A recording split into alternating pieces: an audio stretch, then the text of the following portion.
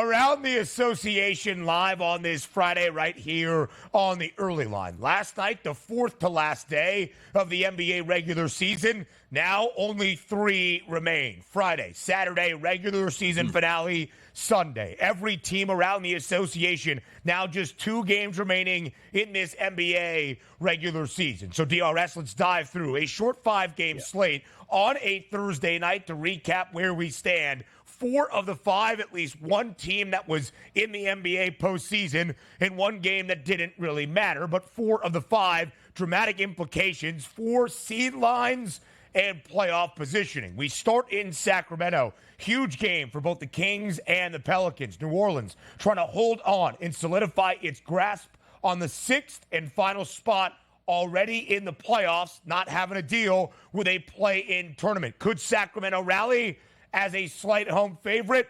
No. The Kings closed as a 1-point home favorite at home, just minus 116 on the money line. But the Pels win outright and win big, 135-123. 31 points apiece for both Zion Williamson and CJ McCollum, who hit 9 triples last night in Sacramento. The Pels get a big win on the road.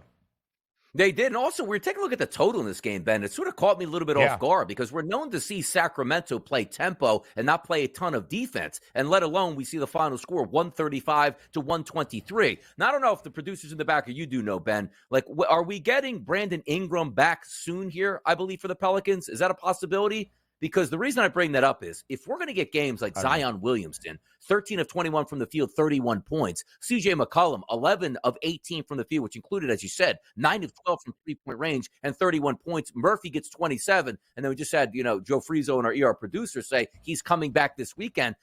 This is what makes it tough because you want to buy into the Pelicans. Like, they are superstar status across the board. And you get games like this and say, why not the Pelicans? And then you see them lose like 2 out of 3 games at home against teams they should absolutely lay waste to here. So it's interesting. Right. And again, layers upon layers upon layers of intrigue in the Western Conference, and that adds to it here. This is the height of the Pelicans. This is what they can do. They can be a spoiler here, but it's just that trust factor. Do you trust them going into the playoffs? I don't here, but my goodness, the talent is there, Ben. Absolutely so. And yes, as Frizo just said, B.I. Brandon Ingram expected back for the regular season finale on Sunday. That game featured 258 points. The total worked its way down throughout Thursday to 215. Sacramento had gone under in 14 of its previous 17 games prior to last night. We go way over. The new streak has started for Domantas Sabonis, 18 points, 10 boards. His double-double streak is now once more. De'Aaron Fox, 33 points. But if you are Sacramento, not great ball as of late. The Kings have now dropped 6 of their last 9 games. Not great. Trey Murphy, the third, by the way, for the Pels, also pouring in 6 threes. So New Orleans controls its fate for that 6th and final spot already into the playoffs. They have a game advantage over the Phoenix Suns. Because of the loss, the Kings have clinched, if you want to call it that. Normally clinching is a good thing, but a play-in tournament spot. Sacramento, Golden State, and LA, all in the play-in tournament. We just have to figure out where in the play-in tournament. In the 7-8 game, on who's home floor, or in the 9-10 game, and where is the venue going to be. So we focus on Golden State up next. On the road yesterday in the Rose City up in Portland, no Draymond Green, no Klay Thompson, really no issue. The Dubs were a 13.5-point, 14-point road favorite, even without Draymond or Klay. They win comfortably by 8, 100-92. They do not cover, but Golden State now has won 9 of its last 10 games at the most important point of this season.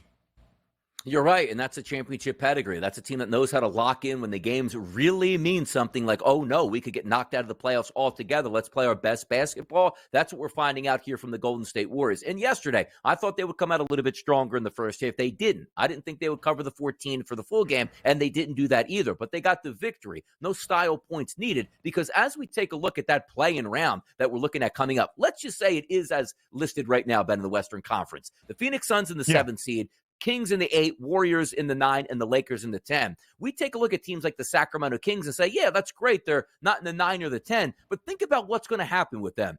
a full-go Phoenix Suns team at home is who they're going to play in their quote-unquote opening round here. Let's just say they lose that basketball game. Well, good for them. They're going to have a home game. But you know that home game is going to be against the Lakers and or the Warriors. Championship pedigree to go up against them. It sounds like, okay, at least we avoided 9-10 for the Kings. But my goodness, could that road be even harder than possible? Because you're telling me right now, I don't know what the favorite status is going to be or even what the line is. But I can't imagine, even though Sacramento is at home, they might be an underdog, Ben, in that game for the play-in to solidify the top 8 seeds in the Western Conference. Tough look for them because just to piggyback, the Golden State Warriors opened the season like, I don't know about this. Middle of the season, caught a little bit of fire, dipped back, but now playing their best once you saw the Houston Rockets sort of put a little bit of pressure on them. I like this for the Warriors. I can't wait to see how it plays out, but good luck if you're the Kings. My goodness.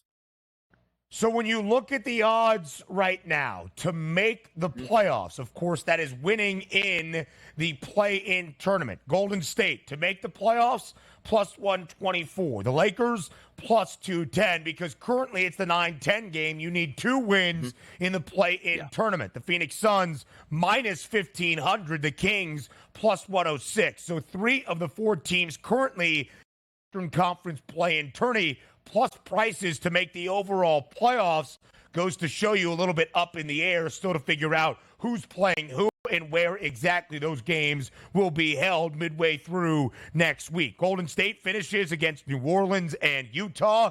The Lakers get New Orleans and the Memphis Grizzlies. Sacramento plays the Phoenix Suns to end out this regular season and a matchup against the Portland Trailblazers. So when you look at Golden State, to your point, right, January 15th, Draymond Green returned from suspension. His last game prior to that was December 12th.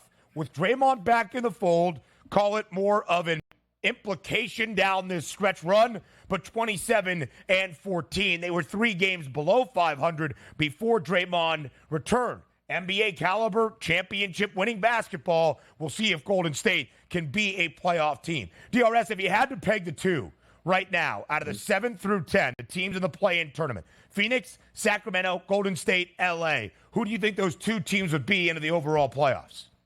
Well, I'll play it out the way it's structured right now. The Phoenix Suns are going to have home court advantage, even if obviously, if the play-in round 6, they're going to have it in game number 1. If they lose, they're still going to have it in game number 2. So I'm going to put the Phoenix Suns through at that point. But the secondary team that I do think is going to have the advantage, possibly the Golden State Warriors. Why? Because in that 9-10 matchup here, they have home court advantage over the Lakers. So I do believe they would win that game just on being on their home court, and then they would advance to play Sacramento in Sacramento. And as I said, they might even be the favorite in that game. So I'll go with the Phoenix Suns and the Golden State Warriors. They can get into that official top 8 when it's all said and done. Yeah, it's going to be very interesting to see how this plays out over the final 3 days, because you might think, all right, play-in tournament teams, whatever. Quality play-in tournament teams out west, not necessarily the case for all 4 in the Eastern Conference, but we do need to figure out where these games are going to be held. That home floor advantage is going to influence those lines and those make playoff numbers. We saw a ton of line movement for last night's game in Boston between the Knicks and the Celtics. Again, the C's are good. They've won 62 games. They've clinched the NBA's best regular season record. Every game they play throughout the postseason will be with home floor advantage. Of course, they'll go on the road, but every series they play in, they will have that home court advantage. When we spoke yesterday, the Knicks were a 2.5-point road favorite. We thought that when it was confirmed that Tatum and or Jaylen Brown would not play, line would balloon in favor of New York. Quite the opposite. Jason Tatum and Jaylen Brown did play last night for the Boston Celtics, as did Kristaps Porzingis. It was the normal starting 5 for the C's. They closed as a 3-point home favorite. Didn't matter. The New York Knicks blitzed them from the jump, took a really big lead in the third quarter, and then held on despite being outscored by 20 in that 4th and final stanza. The New York Knicks, a big victory, 118-109, outright as a 3.5-point underdog on the road inside TD Garden.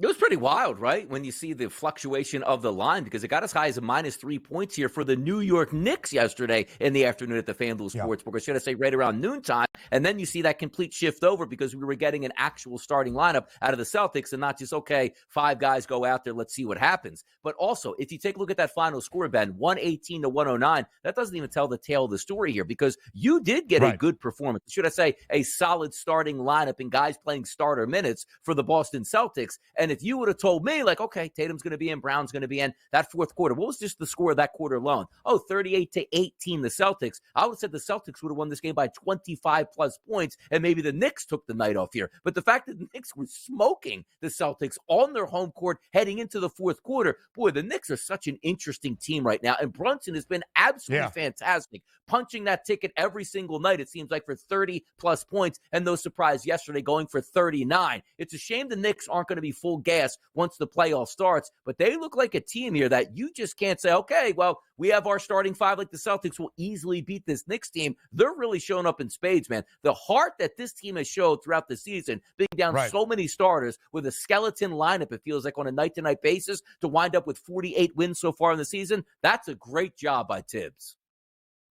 The New York Knicks had a 31-point lead in the closing minute of the third quarter. It was because of those reserves that the game looked anything different than just a blowout in favor of New York, who was the road underdog against the Celtics. By the way, your guy, Peyton Pritchard, 16 points off the bench last night. Don't know what his closing points prop was. Our other guy, Dante DiVincenzo, 17.5 was the points prop. He finishes with 17. Debilitating stuff. But Jalen Brunson on an absolute heater right now. 35 plus in 5 consecutive games to lead the New York Knicks. And DRS, when you look at it right now, New York in the 3 spot in the Eastern Conference, a game in front of the Cleveland Cavaliers. But it's not so much just being in front of the Cavs for the 3 seed.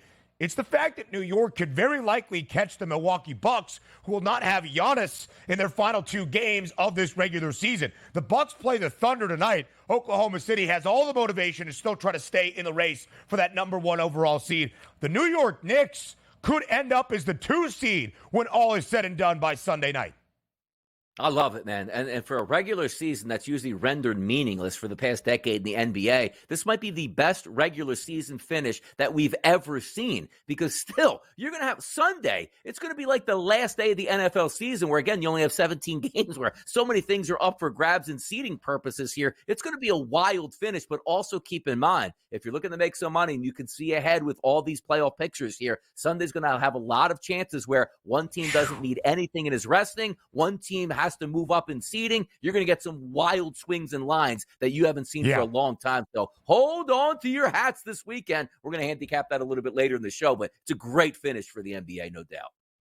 It absolutely is a big Friday night that we will break down here in these 3 hours. Chicago on the road yesterday in Detroit. Again, the Bulls are pretty much locked into the 9 spot in the Eastern Conference, but they need to keep winning to have home floor advantage for the play-in tournament. Big game last night out of DeMar DeRozan. He has 39 points. Nikola Vucevic, 27 points and 11 boards. The Bulls win by 22 and cover as an 11-point road favorite in the Motor City.